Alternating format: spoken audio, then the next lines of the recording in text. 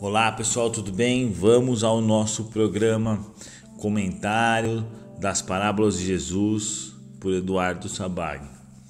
E frases também, né? Porque agora a gente tem feito mais frases do que palavras. Bom, a gente já falou bastante no Evangelho de João, então é a continuação hoje, né? 7:51. Acaso a nossa lei julga um homem sem antes ouvi-lo e saber o que ele fez? Essa frase, ela é de Nicodemos, né? Quando estavam os judeus tentando prender Jesus tinha acabado de falar para as pessoas e os sacerdotes judeus estavam revoltados e queriam prender Jesus. Nicodemos, que era um deles também, né? Mas era um grande seguidor de Jesus, todos nós sabemos pela conversa que ele teve, que Jesus fala sobre a reencarnação, na conversa com Nicodemos, que eles conversaram à noite, né? Porque Nicodemos tinha que encontrar ele às escondidas. Então Nicodemos tenta dar uns toques, né? Mas eles não gostam. Então olha a resposta do fariseu. Em resposta lhe disseram: porventura também tu és da Galileia? Examinais e vede que não se levanta profeta da Galileia. Ou seja, eles falaram porventura, quer dizer, o que eles quiseram dizer foi o seguinte, né? Ué, você também é da Galileia? Examine e veja que não tem como levantar um profeta da Galileia. Porque a Galileia era um lugar muito pobre, né? Mas na realidade o que eles estavam era com inveja de Jesus. Os fariseus com raiva, né? Chamavam Jesus de demônio porque ele fazia desobsessões, chamavam Jesus de maluco e por aí vai. Então depois nós temos aqui a passagem da mulher adúltera, né? Que eu vou contar para vocês, apesar que muitos já conhecem, mas é sempre bom a gente lembrar. Então Jesus foi para o Monte das Oliveiras e era madrugada, né? E aí os escribas dos fariseus levaram até ele uma mulher que tinha sido pega em adultério e colocaram ela na frente dele, né? E as pessoas se preparando para apedrejá-la. E aí eles perguntaram para Jesus: Mestre, essa mulher foi apanhada em flagrante adulterando. Na lei nos ordenou Moisés serem apedrejadas tais mulheres. Portanto, o que dizes tu? O que eles estavam fazendo? Eles estavam querendo pegar Jesus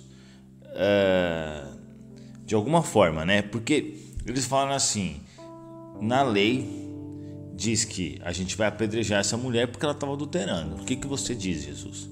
Se Jesus falasse, está certo, sigam com a lei de Moisés, ele não estaria sendo bom, né? Ele não ia permitir. Eles sabiam que Jesus era um homem extremamente bom e caridoso, que não iria incentivar uma morte por apedrejamento, né? Mas se ele falasse, não vão apedrejar ela, ele estaria descumprindo a lei de Moisés. Então eles poderiam falar: olha, ele é um criminoso, pois ele está incitando a não cumprir a lei. Então o que Jesus falou? Na verdade, Jesus estava escrevendo na areia, né? E aí, depois que eles perguntaram para ele: que dizes tu? Jesus disse o seguinte: quem dentre vós estiver sem pecado, atire sobre ela a primeira pedra. E aí eles relatam, né, que os que tinham ouvido saíram um por um, começando pelos mais velhos. Ou seja, eles não tiveram coragem, né, de mentir para Jesus, porque eles sabiam que Jesus era Jesus, na realidade, saberia que eles estariam mentindo. Então eles também não tiveram coragem nem de ficar lá, eles foram embora. Aí Jesus virou para ela e falou assim: onde estão seus acusadores? Aí ela disse: foram embora, né? Ninguém me acusou.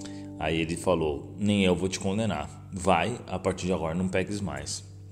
Então é uma história muito interessante, né? Durante o Novo Testamento, durante a Bíblia toda, os fariseus tentaram pegar Jesus por muitas vezes, né? Por exemplo, na moeda romana, dos impostos, e outras vezes também, como a gente está vendo aqui no caso da mulher adúltera, porque eles queriam que Jesus falasse algo errado para que eles pudessem entregar Jesus para as autoridades romanas, ou então fazer com que o povo judeu ficasse com raiva de Jesus. Então eles ficavam sempre onde Jesus estava pregando e ajudando e fazendo todas as coisas boas, eles estavam atrás sempre falando alguma coisa, tentando atrapalhar Jesus, né? Óbvio que não conseguiram nada, só conseguiram quando Jesus permitiu, é claro. Então aqui na passagem 8,14, né, Jesus fala que ele sabe de onde ele veio e para onde ele vai, mas as pessoas não sabem de onde ele veio nem para onde ele vai, porque as pessoas julgam conforme a carne, ou seja, as pessoas só veem um homem encarnado, não veem o Espírito que é Jesus, certo? Então vamos ler o trecho, né? Porque eu sei de onde eu vim e para onde eu vou. Vós, porém, não sabeis de onde eu venho nem para onde eu vou. Vós julgais segundo a carne. Entenderam? Então, em outra passagem aqui no 8,48, Jesus é acusado de ter o demônio e é acusado também de ser samaritano. Então você vê, eles usavam samaritano como xingamento, né? Aí eles falam assim para Jesus: não dizemos com razão que é samaritano e tens demônios e tens daimon, ou seria demônio, né? Seria a tradução de demônio. Aí na passagem 8,54, Jesus fala: quem me glorifica é meu Pai, que vos dizeis ser o vosso Deus. Aqui fica muito claro também que Jesus não é Deus, certo? Jesus está falando do Pai dele, certo? Não tem como confundir e dizer que Jesus é Deus. Na verdade, eu vou falar um pouco sobre isso. No cristianismo primitivo, depois que Jesus morreu, que o cristianismo foi proibido pelo Império Romano e que muitos cristãos foram mortos, perseguidos e mortos de várias formas, presos e tudo mais, passaram-se alguns séculos assim, até que o imperador Constantino, que ganhou a guerra e atribuiu a vitória a um sonho que ele teve e tudo mais, decidiu que o cristianismo não era mais proibido no Império Romano. E aí, depois de um período, ele decidiu que o cristianismo iria ser a religião oficial do Império Romano. Então o que ele fez? Como tinham vários tipos de cristianismo, tinha alguns que acreditavam que tinham rituais, outros que eram cristianismos mais puros. Ele chamou todos os representantes dessas religiões para fazer uma grande reunião, e nessa reunião ele decidiu que o cristianismo iria virar o catolicismo, né, religião oficial do Império Romano. Colocou um papa, só que ligou o papa à política, né, e aí já começou mal, né, claro, óbvio, ligou a religião à política, e todo o Império Romano passou a ser, por exemplo, se você naquela época queria ter uma boa posição no Império Romano, você deveria ser cristão, né? Isso era muito representativo. Mas o mais importante dessa história é que nessa reunião ele tinha muitos tipos de cristianismo à frente dele, inclusive o cristianismo verdadeiro, que levava as lições morais de Jesus, que não tinha nenhum ritual como batizado, como acender vela, como nada, né? Era simplesmente o cristianismo em sua essência, puramente nos ensinamentos morais e caridosos de Jesus. Só que ele não quis, ele não optou por esse, né? Ele tirou esse fora, pegou os outros, juntou com muitos rituais, porque, por exemplo, o sacrifício, o batizado não eram do cristianismo, tanto que essas coisas existiam antes de Jesus, né? Ele fez um bololô, né? Juntou tudo e falou: bom, essa vai ser a religião oficial do Império Romano, que é o catolicismo. Então a gente percebe que o cristianismo começou a ser modificado lá atrás, bagunçado, tudo mais. E de lá para cá tivemos diversas modificações no cristianismo, né? Muito dedo do homem atrapalhando muito as lições morais de Jesus. E no capítulo O Consolador do Evangelho segundo o Espiritismo, capítulo 5, você vai encontrar no final uns 3 textos. do Espírito de verdade, que a gente conclui que é o próprio Jesus que está escrevendo. E nesse texto ele fala o seguinte, que o cristianismo ele é puro e muito bom. Qualquer coisa que esteja errada no cristianismo não é do cristianismo, é sim dos homens que colocaram e contaminaram esse ensinamento, ensinamentos maravilhosos que Jesus nos trouxe. Então vamos lá, né? Aí na passagem 8:58, disse-lhe Jesus: Amém, amém, vos digo, antes dele se tornar Abraão, eu sou. O que Jesus está querendo dizer? Que antes de Abraão ser Abraão, Jesus já era o governador do planeta, já era o ser superior que ele é. Por isso que ele fala: antes dele se tornar Abraão, eu sou. Aí na passagem 9:1, a gente tem a cura do cego de nascença. Então eu vou ler aqui para a gente ir conversando. Mas basicamente é o seguinte: quando Jesus e seus apóstolos chegaram e viram o cego, os apóstolos perguntaram a ele, né? Quem pecou? Ele ou seus pais para que fosse gerado cego, para que ele nascesse cego, né? Aí respondeu Jesus: nem ele pecou, nem seus genitores, mas para que as obras de Deus fossem manifestadas nele. Ou seja, como que um homem pode ter pecado antes de nascer se não foi em outra existência? Então aí fica muito clara a reencarnação, certo? Porque eles estão perguntando assim para Jesus: mestre, o que esse homem fez para ter nascido cego? Se Jesus não acreditasse na reencarnação, Jesus teria falado: como assim, vocês estão ficando loucos? Isso é coisa que se fale? Mas não foi isso que Jesus falou. Pelo contrário, Jesus disse assim: ele não pecou, ele só veio assim para que eu pudesse curá-lo e isso pudesse ficar registrado. Basicamente essa conversa. Vamos ler novamente. Agora eu vou ler para vocês aqui. O que eu falei para vocês é um pouquinho diferente da leitura, porque na minha cabeça tem outra versão da Bíblia, né?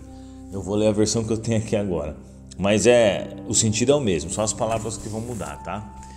Ao passar, viu um homem cego de nascença, e os seus discípulos interrogaram, dizendo: mestre, quem pecou, ele ou seus genitores, para que fosse gerado cego?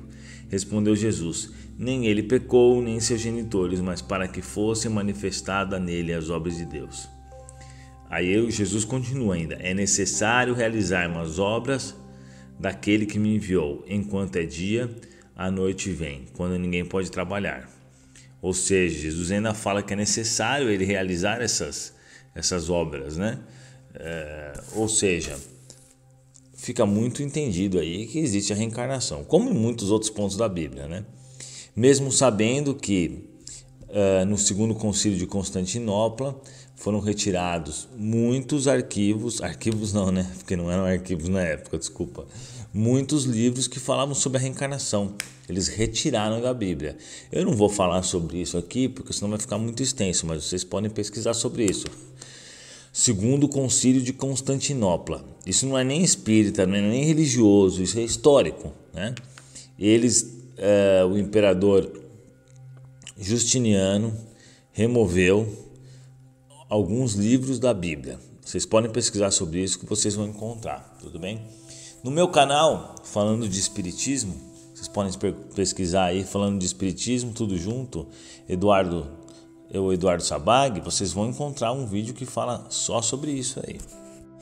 E na passagem 10:20, eles chamam Jesus de louco e falam que ele está endemoniado. 10:20, muitos deles diziam: ele tem demônio, e enlouqueceu. Daimon, na verdade, né? Eles falam daimon, mas é demônio. Isso mostra uma coisa muito interessante. Primeiro, que o demônio não é uma pessoa, porque se o demônio estava em Pedro, estava em outra pessoa, e segundo os acusadores agora tem Jesus, óbvio que não estava, né? Mostra que o demônio não é uma pessoa, não é um espírito. Ou seja, esse demônio que muitas religiões acreditam existir, ele não existe, eles são simplesmente obsessores, não é? E outra coisa interessante de observar é que se chamam Jesus de louco, Imagina nós, né? Imagina os propagadores do espiritismo que hoje estão trazendo doutrina nova, não posso nem dizer, porque o espiritismo nada mais é do que vivenciar os ensinamentos de Jesus. Mas se chamaram até Jesus de louco, imagina nós que estamos trazendo, nós espíritas, né, que estamos todo mundo espalhando, divulgando o espiritismo, com certeza vamos ser chamados de loucos ou pior. E também, se Jesus foi acusado de ter o demônio, nós também não vamos fugir disso, certo? A verdade, sempre que quando ela chega, ela sempre recebe muitas pancadas, vamos dizer assim, até poder se estabilizar. Muitas coisas vão contra, né? Mas a verdade precisa ser dita e as coisas precisam realmente aparecer. Mas toda reforma exige um pouco de guerra, vamos dizer assim, mas não guerra no sentido de guerra, e sim no sentido de batalhar para conseguir fazer essa mudança. E então nós temos a passagem aqui, a ressurreição de Lázaro, que Lázaro já estava morto há 4 dias, Jesus foi e fez ele ressuscitar, certo? Aí tem 2 coisas que podem ter ocorrido, tudo bem? Eu não vou ler a passagem porque ela é muito grande, né? Eu só vou falar sobre isso. E todo mundo também já conhece essa história de Lázaro, né? Provavelmente. Aqui a gente tem 2 opções que podem ter ocorrido. Uma delas, que é muito levantada, é que ele possa ter tido uma catalepsia, né? Essa hipótese da catalepsia é a hipótese que Kardec acredita que pode ter ocorrido, né? Porque nesse caso ele não estaria realmente morto, e sim nesse estado que ele fica parecendo que está morto, mas não está morto, né? Que os sinais vitais diminuem muito, ele fica paralisado. E outra hipótese seria que realmente ele pode ter morrido, mas com a força, né, mediúnica de Jesus, talvez ele possa ter revivido ele. Eu já tive a comprovação de que os espíritos realmente, quando querem, podem fazer muitas coisas, inclusive na matéria, né? Não existe limite para o poder dos espíritos. Imagina o poder de Jesus, não é verdade? Imagina os espíritos que estavam com Jesus, que trabalhavam com Jesus. Então talvez eles possam ter feito isso, mas eu acredito mais talvez na primeira opção, né? Mas de qualquer forma, esse evento ocorreu para que Jesus ficasse na história, né, como Jesus. O evangelho de Jesus teria que ser pregado em vários cantos do mundo, certo?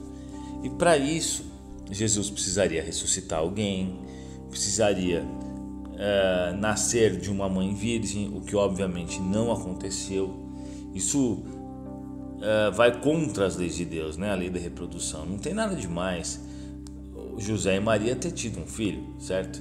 Mas para que ficasse marcado naquela época, eles fizeram essa história aí de que Maria seria a virgem, né? Claro que se os espíritos quisessem fazer uma inseminação artificial, eles conseguiriam, claro, mas no meu ponto de vista ocorreu de uma forma normal, como homem e mulher tem a lei da reprodução, a lei de Deus e tudo mais. Até porque não mudaria em nada isso, mas para aquela época e para que ficasse marcado, ocorreram essas coisas. Inclusive, muitos profetas falaram de Jesus antes da vinda dele. Não só os profetas de Israel, como do mundo inteiro. Para quê? Para que realmente quando Jesus viesse, tivesse esse efeito tão forte e o evangelho fosse preservado até hoje, para que a gente pudesse estudar e o evangelho possa ter melhorado muitas pessoas ao longo desses séculos, né? Outra passagem que eu separei aqui, que eu gostei, é a 11:25, que Jesus fala: quem crê em mim, mesmo se morrer, viverá. Ou seja, quem crê em Jesus, mesmo no mundo espiritual, vai estar vivendo bem, né? Vai estar fazendo a coisa certa. Então, nós temos aqui também na passagem 12:44, Jesus diz o seguinte: quem crê em mim, não crê em mim, mas em quem me enviou. E quem me contempla, contempla a quem me enviou. Como eu falei no último programa, Jesus deixa claro em alguns pontos que a doutrina que ele está divulgando, que ele está falando, não é a doutrina de Jesus, e sim a doutrina de Deus, né? Ou seja, o que isso quer dizer? O universo, como nós sabemos, ele é infinito. Allan Kardec diz que existem vidas em... Na verdade, ele diz que... Na verdade, não é ele, né? Os espíritos dizem a ele que todo lugar do universo tem alguma coisa. Que Deus não cria nada à toa. Às vezes a gente não consegue ver, mas tem alguma coisa, né? Então, todos os milhares, trilhares, quadrilhares, infinitos planetas onde existe vida e onde existe vida evoluída, é a doutrina de Deus que estará lá. A doutrina do amor, da caridade, mesmo que não exista uma religião chamada Espiritismo, mesmo que exista uma religião parecida com o Espiritismo, com outro nome, ou com algumas poucas diferenças, né? É a doutrina de amor e de caridade que é a doutrina de Deus. Jesus está só divulgando a doutrina de Deus. Então é isso que ele fala: quem crê em mim não crê em mim, mas em quem me enviou. Então Jesus está representando Deus, na verdade, né? Por isso que quando a gente fala que nenhuma folha cai de uma árvore sem que Deus queira, é porque os espíritos superiores que trabalham conosco podem nem ser também espíritos tão superiores que trabalham no dia a dia, né, com as pessoas, mas eles são espíritos trabalhadores que trabalham em nome de Deus. Por quê? Porque eles estão seguindo as regras de Deus. Então eles trabalham e eles têm chefes, né, no mundo espiritual, uma hierarquia muito organizada, porque no mundo espiritual a hierarquia é realmente seguida à risca, muito organizado. E esses chefes têm chefes que são chefes que chegam até Jesus, né? E aí de Jesus chega até Deus. E todos esses, eles vivem conforme as leis de Deus. Por isso que um trabalhador desse, que pode nem ser tão evoluído, pode estar no final dessa cadeia, pode ser o trabalhador que faz um trabalho às vezes não tão importante no plano terreno, ele está trabalhando em nome de Deus. Então logo, Jesus segue as leis de Deus, o ministro dele segue as leis de Deus, e por aí vai. Todos esses espíritos trabalham em nome do bem, eles estão seguindo a lei de Deus. Então quando a gente fala, eu peço para Deus, quando você pede para Deus, não é Deus que vem te acudir, mas sim um espírito que trabalha em nome de Deus, não é verdade? Mas de qualquer forma, o que interessa é que essa doutrina que está aí é a doutrina de Deus que Jesus veio nos ensinar.